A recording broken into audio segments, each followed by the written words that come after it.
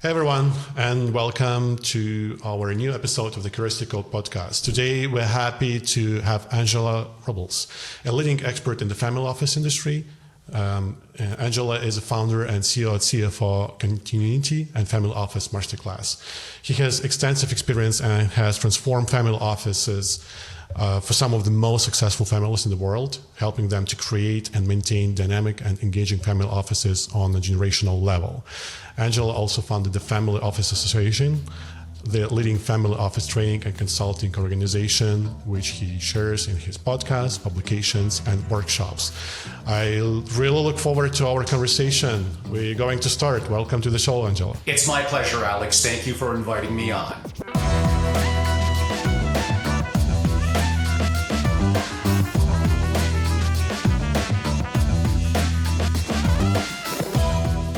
Hey, it's time for a short break. This episode is brought to you by Product Terra, your fintech innovation partner. And this is why that matters. Over 7 years ago, I created an agency to help fintech entrepreneurs create exceptional user experiences and cutting-edge software. And over the years, our team has expanded to over 30 experts in machine learning, engineering, and cloud architecture. We've guided our clients through all stages, from idea conception to multi-million-dollar acquisition. When it comes to secure fintech solutions, Product Terra is your choice. Now, back to the show. All right. I usually start these conversations with just a brief overview of your professional journey.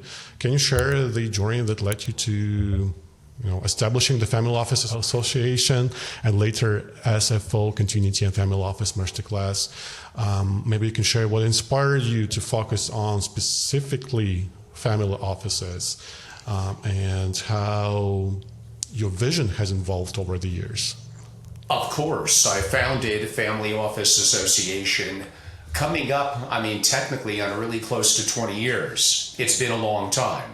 Now I sold. I had a complete exit from Family Office Association a little over a year ago. It was a labor of love. If I had to give a secret, which applies to family offices, to entrepreneurs, to anyone, hire well. So that's a better word, H-I-R-E, hire. But hire well, it's very, very important. When we get to things that are more active in a family office, and really everything will come back to people, hiring, and the value of that. I had a chance to create both my podcast, which is hosted on my Family Office TV. I love to teach, so I have Family Office Masterclass, where there's not really a lot of deep, immersive content for people that have been in the trenches within a single family office. That's not boring and vanilla, so I try to mix that up a little bit. And I have a private group that you mentioned, a club, for 30 founding members as single family offices called SFO Continuity. And I share my best practices and the work that I do in families getting together in New York, Palm Beach, Jackson Hole, Wyoming, LA, and I have been to Europe multiple times. I'm pretty deeply entrenched in Central Europe. It's always a pleasure to travel. And I've been around the world creating family offices from the Middle East to Africa, to of course Europe, and obviously my own backyard in North America. What led me down the family office journey and starting companies and being an entrepreneur? Well, we all learn the hard way. I've been an entrepreneur since I was young. I know what it's like to think of an idea, then bring it to fruition. I also know what it's like to bring an idea to fruition, execute it, and it doesn't work. It fails. Not everything that we touch, even billionaires that I know, turns to gold. So it's not that we fail, it's that we put in the effort and tried, and hopefully we learned lessons that we could take with us as we move forward. But I've been active in the world of starting my own companies, active in real estate, active in when I was much younger. I really had a very short stint in college, so I don't really have an overly educational background. I don't come from a family that would have a family office, very much the opposite. But I always had big goals, big dreams, big aspirations. I always was starting and founding something. I got active in sales when I was younger. That was a very, very good thing because that teaches you not only a lot of life skills, but a lot of valuable lessons to move forward. When you build a company, you really have a hobby until you show that you could make a profit. And to do that, you're going to have to be good at some level at marketing and sales. If you don't sell and bring in capital and resources, again, you have more of a hobby than you have a company.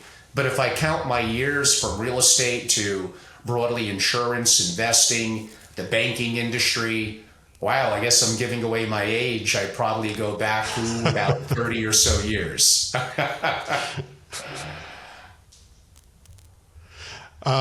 That's impressive. Let's focus a bit on Family Office Association since you spent so much time there. So during your time with that association, what were some of the most significant challenges you faced, and how did you overcome them? Well, I mean, initially, the biggest challenge was I don't come from that kind of family. I didn't really have deep experiences in the family office community. I had some, I had enough to be dangerous, but I was very far from any sort of thought leader or expert. But again, sometimes if you know too much and you overthink it, that causes you to have kind of paralysis by analysis. Because a lot of times in being an entrepreneur, it doesn't really make a lot of sense. If you have options, you have job availability, you have security, you have income. And for a lot of people, that's what they wanted. That's not necessarily what I wanted. Although that was tempting, I wanted a sense of freedom and I wanted a chance to kind of make it, I don't know if I'd quite say on my own, because really collectively we're part of a village. From parental upbringing to mentors, to people around us. And the old adage is we're kind of a collective to some degree of the 5 people that we spend the most time around. So in terms of creating Family Office, I was really, initially, I was full of gumption. I had an idea what I wanted to do, and then I set my date in terms of membership and the first event I was going to host, maybe 4 to 5 months out. And then I had no idea what to do then. I felt a little frozen. So I just called and reached out to a lot of people that were in the family office world. I got a lot of hang up, a lot of not interested, but there were some people that are like, good for you. Like you have a lot of gumption. You seem resilient. I'm happy to, I don't know if I'd quite use the word take me under their wing, but to meet with me and maybe for a breakfast or lunch, I could pick their brain and learn. So I had the opportunity to do that and to be resilient. I had the opportunity to be introduced to a couple of people that would be very, very valuable for me getting a fast education. And I had the opportunity to make the right higher kind of partnership with a gentleman named Joe Riley, who would become the president of FOA while I was the CEO. And Joe had more experiences, way more, directly in family offices than I had. But I had a vision that was probably different and could start something from nothing and hopefully had some level of marketing and salesmanship. So for me, I didn't go into this with any assurances whatsoever. Certain things you could say were lucky, kind of broke my way with some of the people that I met, but I wouldn't have met them if I didn't take proactive action and the things that I did that led to me making the right decisions to move forward. I imagine you interacted quite a lot over these years with families who successfully preserve wealth across generations. Any common traits or strategies that you observed over the years that these families are using? Yes and no, and you're correct. When you've been in the business the number of years that I have and you travel the world and you consider yourself a global citizen in kind of the niche world of the family office community. And for your audience, I'll define that most traditionally as the single family office community primarily. That means a entity and talent created by one family of great wealth, and the talent internally to that one family, usually non-family members, although it may be inclusive and should be to some degree of family members, to manage that family's wealth and legacy. So there is no need for rainmaking or bringing in business. You create a proper entity, you create the structure and processes, you have the right people, and people are always going to be the most important asset, really, in any company, probably more so within a single family office. And that entity, for privacy, control, and customization, is the ultimate for the legacy and wealth of that family. Nothing could match for the super rich having a single family office. Now, we could argue there's more virtual variations of the virtual single family office now, where maybe I don't need to be worth hundreds of millions of dollars, and there still could be value in me creating a family office structure. And maybe or maybe not, we'll have time in terms of getting into that. But I don't want to get too far removed, I suppose you could say, from the essence of your question, lessons learned. So that has led me to meet with, I think at last count, well over 2,000 incredible families and their family offices, and having consulted to dozens of them. So the answer is kind of yes and kind of no. There are certain things that I could take away that I'm happy to share. What I will state is you were a little generous. You hinted that a family of great wealth, and some may define that as $30 million USD, $100 million, a couple of $100 million. But before I answer the question, most of your audience is going to be familiar with the Forbes 400, the real-time Forbes 400, number 400, the last person on the list. So in theory, it's not technically accurate, but in theory, the 400th wealthiest person in the world. A question that I sometimes ask is, how much is that person worth? And most people would assume a billionaire, and they're correct. And if it was 7 or 8 years ago, it might have been barely over $1 billion to make number quote unquote 400. Now, number 400 in real time on the Forbes, which underestimates the reality, which we could get into around the world, it's closer to about $7.5 to $8 billion.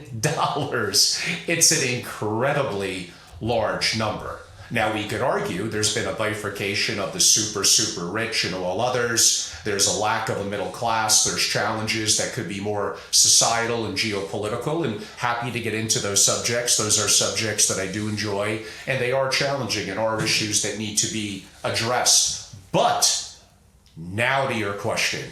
Most families of great wealth, their wealth often dissipates by the third generation. So even though they're incredibly wealthy, maybe it's poor investment choices. That's a part of it over time. Not mitigating taxes or estate taxes, of course, that's a part of it as well. But the bigger parts relate to more internally and dynamically with the family, what some may call family governance. So the decisions, or how families jointly, collaboratively, if they do, make decisions. So the opportunity of keeping the family together, of rowing together, of being on the same page, all these metaphors are incredibly important. Now, I don't want to bog the conversation down into a family governance discussion unless you wanted to. So happy to go down that road a little further. But I wanted to strongly note that most families will kind of fail at the question that you said, that may be implied that it's just going to continue on forever. It's not. And it's incredibly rare, actually, that it does. So understanding what the families that are doing right, there's a couple of lessons that I learned. One, they have excellent communication. They're willing to be active listeners, and they're willing to listen to the rising generation. There's different dynamics between the generations. Both sides need to listen, to sometimes to acquiesce. The young ones need to be respectful of the elders and their experiences and their know-how. And the elders need to realize that times are changing, and how things might have worked perfectly a year or 10 or 30 years ago is not necessarily how it's going to work moving forward in today's world. Look at the challenges we're having globally. Look at the issues of the rise of AI. Look at the rise of things like Bitcoin and crypto. There's new dynamics that are taking place that the younger generation could provide a lot of insight, a lot of, you mentioned what your focus on technology and VC. And these are things that are changing rapidly. And if a family is older and the family office executives are a little bit more behind the times, that's also a reason why most family offices don't make it even up to 15 years. They fail. So the reality is, in everything that we just said, most families kind of fail.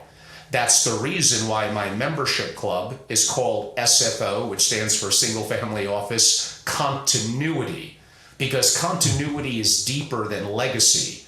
It's more than just simply we're passing down our wealth with great estate planning and tax structures. That's a part of it. Continuity means we're passing our heritage, our legacy. We have a bloodline, think of us as Homo sapiens, that go back, 200,000 plus years? And to be respective of those that came before us, the trials and tribulations that they went through, the opportunity of reaching it to the top, to the pinnacle, and wanting to preserve the continuity in the family generationally, means understanding investing, taxes, governance, but really decision-making within the family, developing things that we don't talk enough about, like courage within the rising generation. And courage is taking action, not just in the face of a challenge, but where there's also a risk involved. If there's no risk, it's not courageous. So you're probably not hearing that word too often in the family office circles, but you'll hear it from me, because these are things as I travel the world that I see. And when I see rising generations that are successful, I also notice in my travels and meeting iconic families in Europe that go back 500 to 1,000 years. So they've succeeded, not just certain assets like land, art, gold, and gems that they happen to own, and where they structure it. Let's just say sometimes the mountains of Switzerland or other locations around the world. They also, it's deeper with them. It's making the right decisions within the family, including things like spouses and married in and children. A lot of the younger people are not even having children, or not the same volume or level that they might have had a generation or two ago. So the family units are often getting smaller. So there's a whole bunch of dynamics that go into your question, but even the multi-billion-dollar families, to some degree, after a couple of generations, they're kind of failing at that too. Wow, that's mind blowing. I mean, I didn't even know how far away I'm from reality in family office concept. In my mind, it's always, like you said, like European family that just goes hundreds of years of generations preserving the wealth. That's what I thought. And that leads to another question that I have, like the concept of family office. How old is it? And how is it evolving over years with new technology, new regulations, politics, global issues we're experiencing? Of course, I can make the argument that technically the concept of a single family office, kind of building entity and people 24/7 dedicated to that one family, that goes back thousands of years. I could argue the Roman Empire. I could make a point for certainly the great empires in China and India. In terms of a little bit more quasi-modern, let's only go back a couple of hundred years, I could probably make a strong point for the Medicis in Italy. And then heading into certainly the great period within the Netherlands and the growth of Europe and Spain and families of great wealth. And they may not have called it the verbiage that we call now as a family office. And of course, Americans think the world only revolves around America. So they're going to look at it as being with the Rockefellers. That would go back to the mid-1800s. They hired a gentleman to run their family office called, if I have it correctly, I'm going to test my memory, Frederick Gates, who was actually kind of a minister. He was a religious gentleman, but he knew how to communicate. He knew how to bring the family together, and he basically knew a process for how to get things done. And he was an iconic person in the community. Now, yes, you're correct. You asked the right person, because I do fashion myself to be a historian of the single family office community. And one of my things that I love to do is my research, and having known those thousands of families and some of them personally, where not just going there and coldly asking a couple of questions, but getting to know them as a person, breaking bread with them, drinking wine with them. I do have a thing for cigars. They're a little out of my reach, but smoking cigars with them. Some of them were kind enough to invite me to their vacation homes, to sleep in their home, to go on their boats. I've been very, very fortunate. And what I've learned from my perspective is don't treat them, like, oh, you're saintly just because you're a billionaire. They're like you and I in many ways. And they want to be treated where you're actually honest with them. And sometimes, like, hey, that idea you had, it's actually kind of stupid. They appreciate your ability because you're not kissing their ass, that you're looking to be, quote unquote, honest with them. In terms of the other issues that you mentioned, I will have a couple of statistics relative to what you said. Most family offices have actually been created globally since the turn of the century. So about 24 years, the year 2000. And 2/3 of those 2/3 that have been created broadly in the family office community since 2000, but 2/3 of those have been created in the last 5 years, since 2019. So the single family office community specifically has exploded, as at the very top, wealth has grown through a combination of global, impactful environments, technologies, banking. There's a whole bunch of reasons why. Greater liquidity, artificially suppressed rates that led to a strong economic period globally for the last couple of decades. So there's a variety of factors. Now, are a lot of these family offices really good? I'm going to argue they're well-meaning, and I think they could be much better. So I think there's definitely, quote unquote, room for improvement. Too many family offices are siloed, they're independent. They don't really have best practices of the best, and they would benefit. Now, admittedly, a little self-serving, that's my experiences and my competency in the industry allows me to travel the world, know families, not just in researching and organizing a membership organization and organizing a dinner where we could smoke cigars after, but consulting and working with them. I've been inside multiple Forbes 20 families where in 2 cases, the family offices are above 100 billion USD. And there's lots of lessons to learn, and certain lessons they could learn as well. Again, it comes down to competency, identifying your blind spots, we all have them, and moving ego aside. We need to be a lifelong learner. I think most family offices need to realize more, and I don't mean to sound negative, but that most people around them, and really most people around us, they might, I use that word a little loosely, might be well-meaning, but most of them are useless. They don't really provide any true value. If anything, whether purposeful or not, they might even confuse us. They may make it harder. So you want to be around people that are incredibly competent, that are at the top level of what they do because they're competent, aka they're smart, they put in the work, they're disciplined, but they also have the right, again, I go back to that word, courageous, morals, character. They have a strength of fiber that bring us all up that we could learn from. And these are the very important thing for families and within families. You're also correct, regulatory environments, which are not too bad here in the United States, but I could think back to 2011 Dodd-Frank and the SFO exemption. I could think back to Lender versus the IRS. That's a case in the US where it showed the kind of structure to set up legally in a single family office that could be more likely to be tax beneficial to the family. And some of those principles and everything I just said do apply globally, although it's going to be different, of course, in each nation with different tax and other regulatory guidelines. But if the broad question that I'll ask as your follow-up to myself is, has it gotten more complicated, even with the advent of technologies and AI, which we'll probably get to shortly? The answer is yes, it's gotten more complicated geopolitically. Look at the challenges we have here in the US now.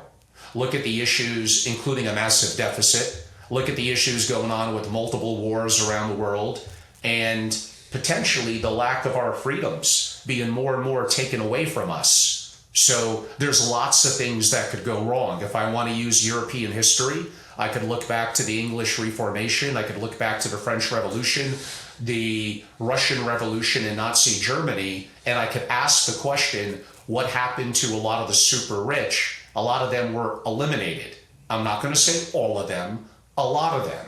What do I mean by eliminated? Well, that could mean new regimes came into place and took their land and took their money, or simply they were killed. Or maybe they just had everything around them was squeezed off, and maybe it took decades, but inevitably they kind of faded away and died.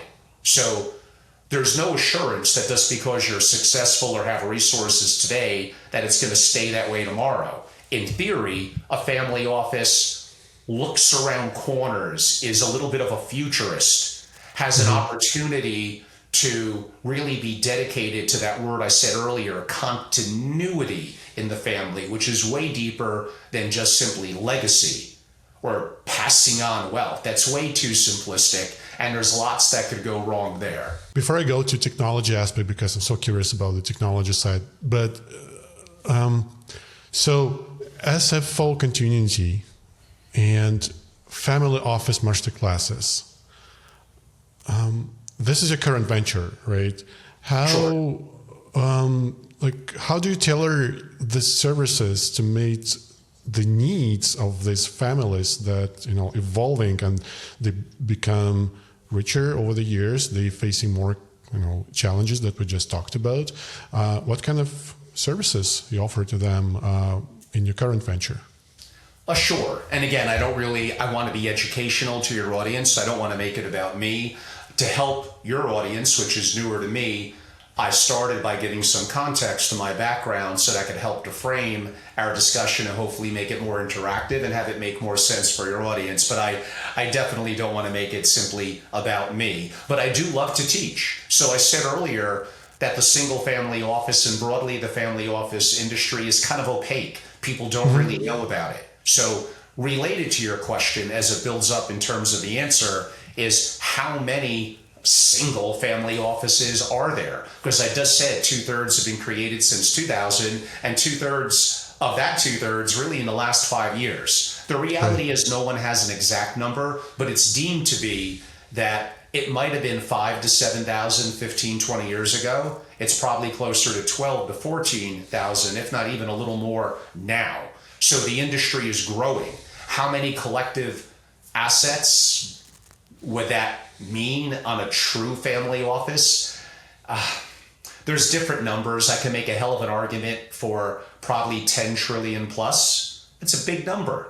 So yes, family offices are impactful. They do impact the world. You could argue negative and positive, but hopefully more positive. A lot of families employ a lot of people and they give back to their communities and philanthropy. So they do, quote unquote, really, really good things. And what's the opposite? Do we think that governments make great decisions with money in our tax dollars? They usually do a terrible job.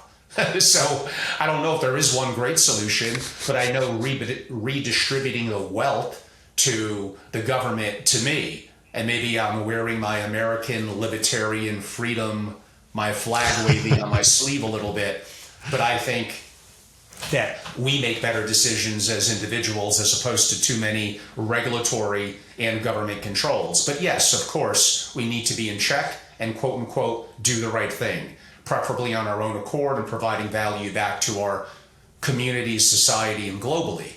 And this goes a little bit back to the importance of character.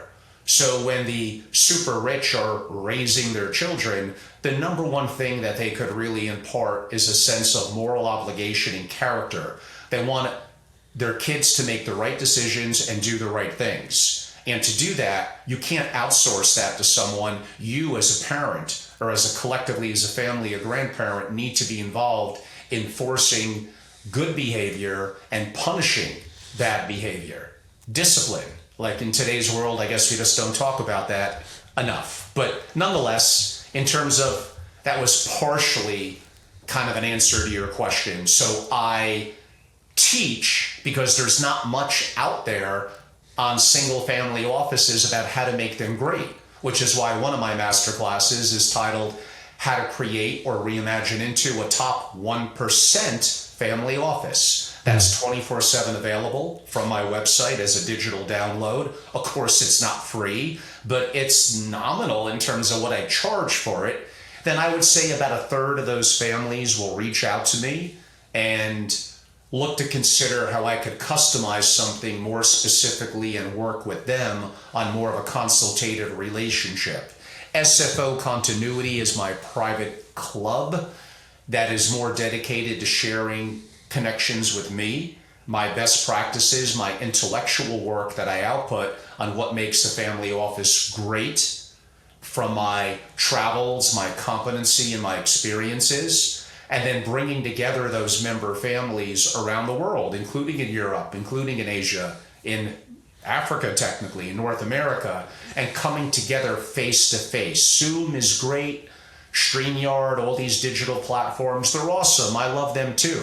But nothing beats face-to-face interaction, eating food together, drinking together, even if it's water, non-alcohol, smoking cigars together, getting to know one another and providing value. So I shepherd that, I foster that, I encourage that through my experiences and building a private community. I think most of the family office community of events and organizations are poor. They're not good. And it's an opportunity for me to build something that is smaller, more intimate, and provides true value, I think is something that's important. And that's purely for family members. That's not for family office professionals. Oh, yes, it is. It's for both. Both. Correct. Interesting. It's for the family members, including rising generation, as well as the executive inside a single family office. Correct. Interesting. And I have done some consulting assignments for those in the industry. I've done a project for an accounting firm, a legal firm, hedge funds. Sometimes they bring me in to speak to their group. Sometimes I do an evaluation of what they're doing and I come in and teach a 1, 2, or 3 day, and they could record it kind of in-person masterclass. And I customize it relative around what they're looking to do, which could be consultative, it could be more legal or accounting in the community. You know, at the end of the day, there's lots of people, and this applies inside the family office as well. There's lots of people that could crunch numbers. Family offices need to solve problems, and they need to procure positive future outcomes moving forward. That relates to family continuity. And by the way, that's all harder than what it sounds. And if we were doing a deep dive on practice management, you know, we could go 3 days on that because that's a really, really important subject. So it's not that crunching numbers is not important. The ability to be intellectual, to be smart, to be good in math, part of that is solving problems. So I know there's going to be some very high IQ people out there, I respect you, that are going to be really, really good in math and say, well, that is solving problems. You're not theoretically incorrect. It's a part of it. But learning creativity. So the opposite of creativity is contentment. So there's certain, and I would be wary of ideas that we inherit. And we all inherit ideas from our parents, from our teachers, from our mentors that all may be well-meaning and good lessons taught. But at the end of the day, the best lesson we could learn is how to think for ourselves. And part of that involves first principles thinking, which Elon Musk has spoken about and other prominent people. How do you take a problem and bring it down to its bare essence? How do you dissect it? And then how do you look to come up with solutions that may be based historical on what has happened in the past and understanding history, but also learning how to be a little bit more a futurist of seeing around the corners. It's helpful to have input from others, but at the end of the day, people need to make decisions. So understanding critical thinking, processing information, and making decisions, some of that is inherent to our internal intelligence, that's true, but part of that is a process that can be learned and we could get better at it. Let's move on to the technology aspect. I'm in the technology space, I've been doing lots of development work for hedge funds, so I'm quite familiar with the domain, but I have zero visibility of what's happening in family offices, especially the advancement of AI, digital transformations.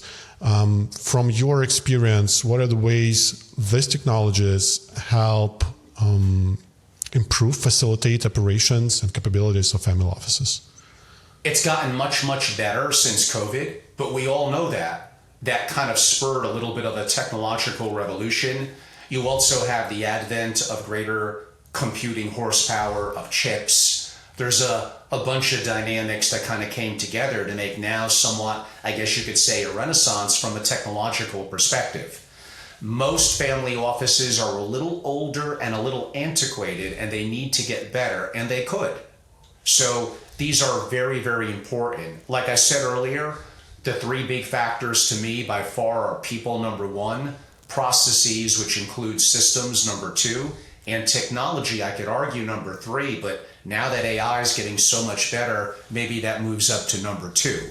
I don't want to scare the audience, but there might be a point, I don't know, 10 years, 30 years, 78 years, when maybe AI and technology is number one, because it reaches singularity, and there's advantages that it brings to the table. Now that brings lots of potential societal issues that we won't get too negative going down today.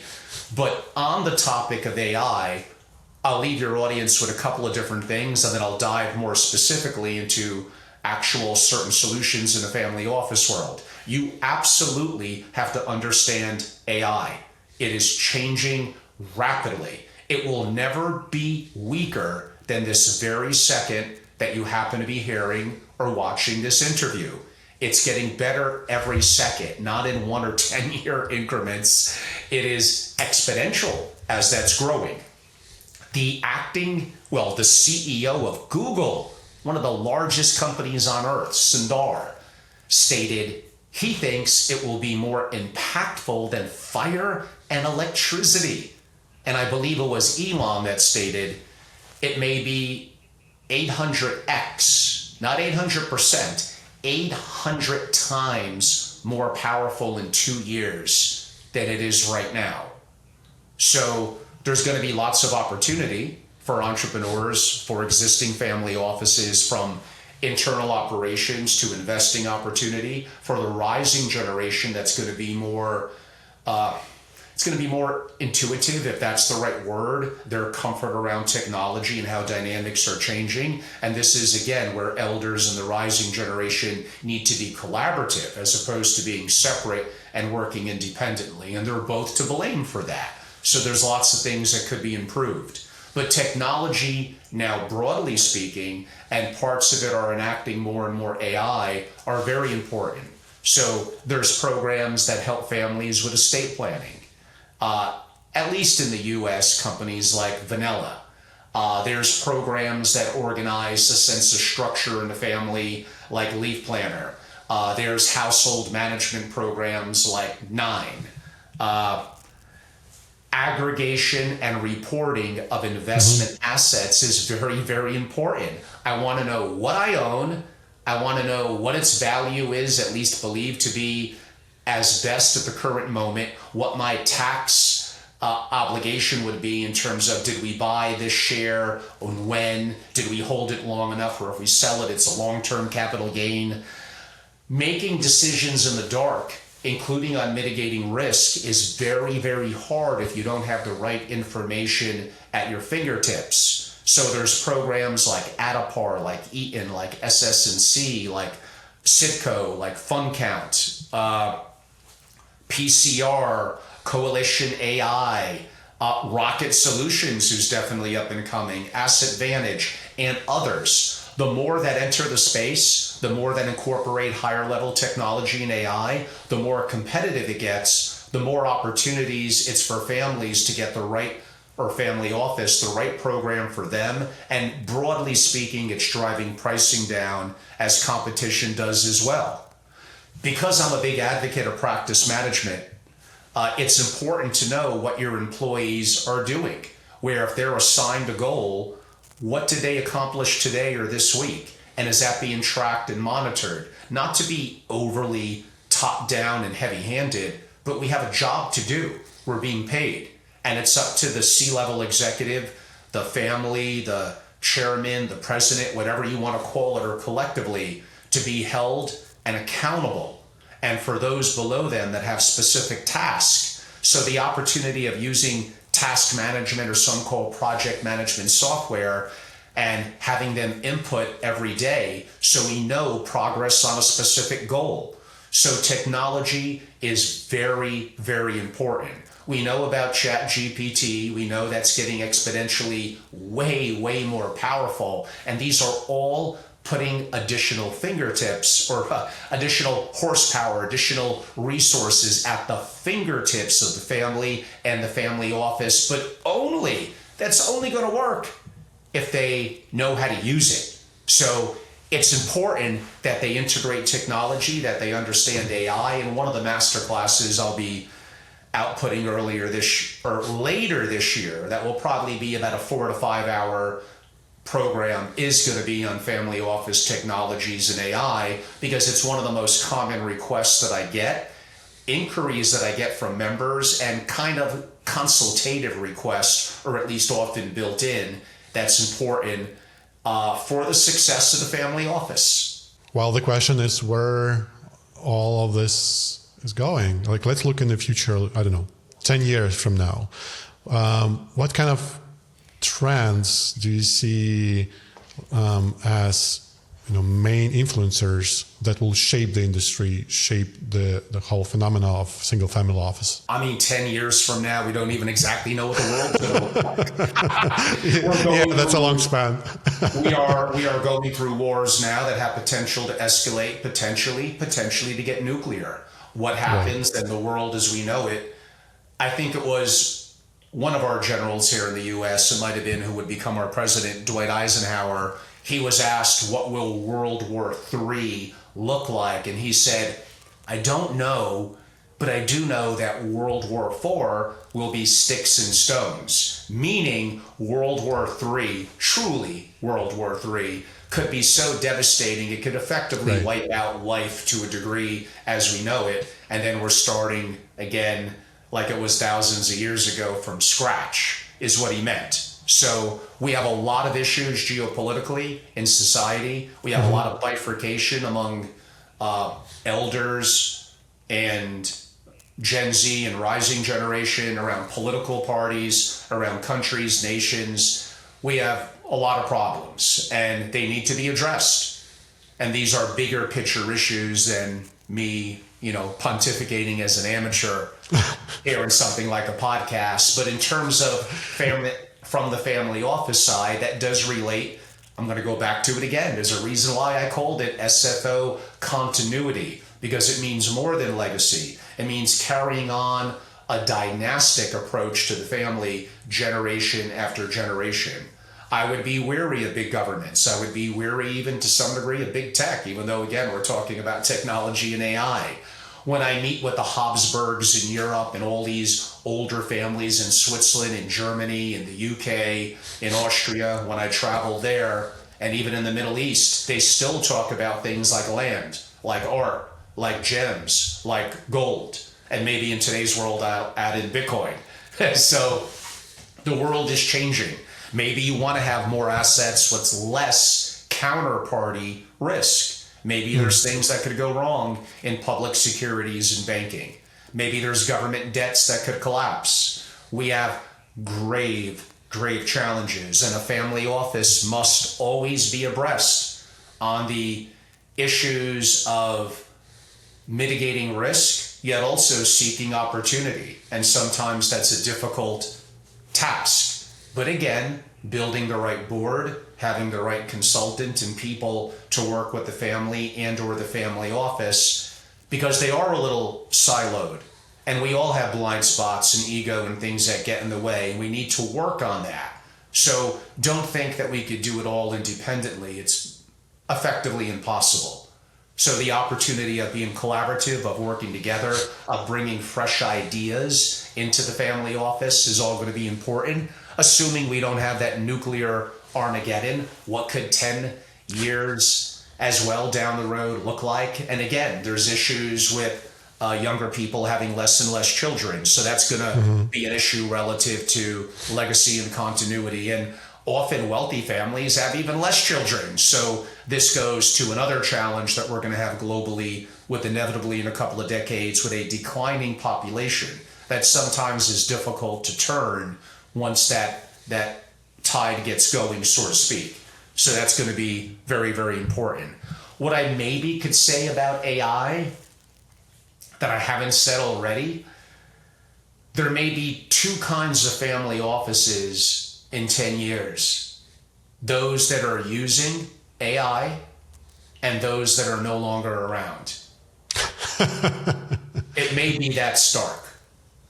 We'll see. And okay, maybe 10 years is a bit of pressing it a little bit. Maybe it's 20, maybe it's 30 years, maybe it's 19. Maybe I'm totally wrong.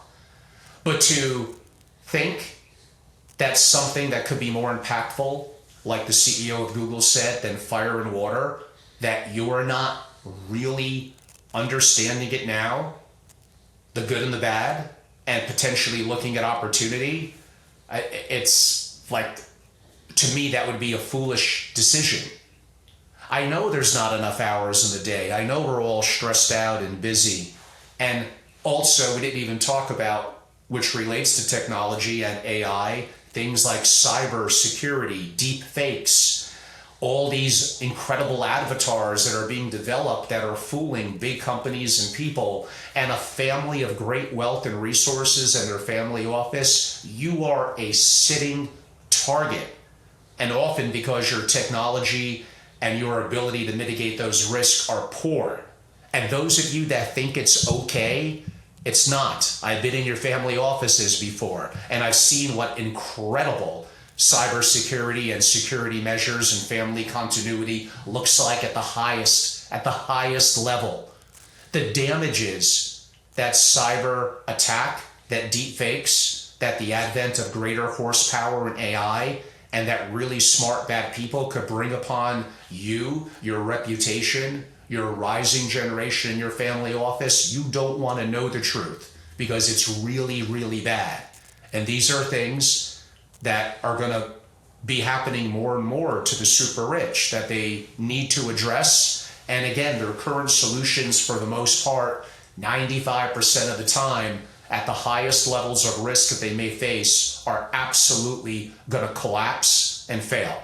Angelo, I'd like to wrap it up with a last question, and that would be a word of advice to someone who is just getting into the domain of family offices. Where should that person start? Because I think I will have many people like that in my audience who are in fintech, but they are curious about family offices. They want to learn more. What would be your advice? I mean, it's not always easy because there's not a lot of information, because they don't want a lot of information out there. Of course, in today's world with Google and ChatGPT, there's a little bit, and there's some of my resources. I think my book is a little outdated. Now it goes back 7 or so years. I probably need to update it. But some parts of it are evergreen on family decision-making, on governance, on leadership, on the branding imperative and all that. So still valuable. And again, I'm not the only one. There's definitely others who are talented as well in Europe, in Asia, in North America, and really broadly speaking around the world. Yes, my masterclasses and the work that I do could be of value to those, but I would say, I kind of hinted at it before as well, you need to be a historian and understand the great philosophers and great thinkers of the past, but also have an opportunity to look forward and be somewhat of a futurist in terms of looking forward. And sometimes things take time and honestly money. So if you could accelerate your knowledge that took me 20 years into maybe 2 or 3 months, and that does end up costing money, is it worth it? It may not be. I think it was the great philosopher Nietzsche that said, good things are costly beyond measure. So, and things are getting more complicated now. The more complicated and complex that our society becomes, in some ways we become less free. We become a slave, effectively. So imagine you're someone in fintech or legal and accounting, and what? Now you're bogged down by a mortgage, by commitment, by taxes, and there's a risk for you to do new things, to try new things, to go into the family office, quote unquote, sector. Because it would not be courageous if it didn't involve some level of risk. And are we losing a sense of courageousness? I'm making up my own word there, as we move forward in today's society versus in the past. And to some degree, I think the answer to that is yes. And who knows what the whole impact of AI and all that we spoke about a couple of minutes ago is going to have collectively on this. I think it's going to be, some things could be enthralling and exciting, but that depends. It could also be very, very negative. So I started knowing relatively little, and a good attitude for me to have now and all of you. And I think I learned this from reading about an old judo master who was a 10th degree black belt, but he said, and I guess I'll say the same, not that I'm comparing myself to the highest level of a 10th degree, but bury me in my white belt. Always have a beginner's mindset. To this day, I often put in well over an hour a day, including weekend and holidays, into research, into reading, not just philosophy and great people like Elon Musk and others, but diving into things relative to investing in the family office community and adapting my thinking, learning more about first principles, how to think for myself. So these are all things that are going to be important moving forward, because I think it is getting harder and harder in many ways. If the question is more relative to, I look to service the community or I have something to offer them, and how do I do that? Well, everything I just said applies to you enhancing your competency, which effectively is your, I think, both your capacity and your capability, and that makes you more capable of being a value added in servicing people like that. There are some events that could be valuable depending on what your company does that could help to meet some family offices. I think the better, become so damn good at what you do that you can't be ignored. That's not to say that you don't market. Marketing is very important in today's world. LinkedIn, social media, who knows, TikTok. Those are all things that could be, the older group like mine is not doing some of those things. Now, let's not get into TikTok eventually being banned in the US. Maybe that doesn't happen, maybe it does. But to reach a younger audience, why is no one doing anything relative to making short bites and clips on Instagram Reels or TikTok from a younger perspective to the rising generation? So there's always opportunity. You all are probably smarter than me and have an opportunity to be hungry, to work hard, to get up early. Before you get into, oh, I just want to work smart, you have to learn how to work hard before you can then work smart. So it really is a combination of both. Stop trying to find the easy way out. I don't mean to get into a little bit of a lecturing like I do at universities with some of the young ones and others, but there is a saying that stuck with me over the last couple of years and indirectly kind of brings this a little bit together. Weak people think the world is against them. Strong people don't care. I was going to use a swear word. I cleaned it up. Don't care if it is. Don't be a victim. Be someone, maybe things are against you, and you just have to be so damn strong in your character, your discipline, and your ability to push through where it makes you a better person. If everything came easy, and this is one of the problems that super rich families sometimes have, it doesn't create a sense of resilience that could lead to further anti-fragility within the family, which comes from capacity and capability at its core, but the ability for first principles thinking and to adapt and to have a heart, have character inside of you. You're not solely judged by your finances and your success.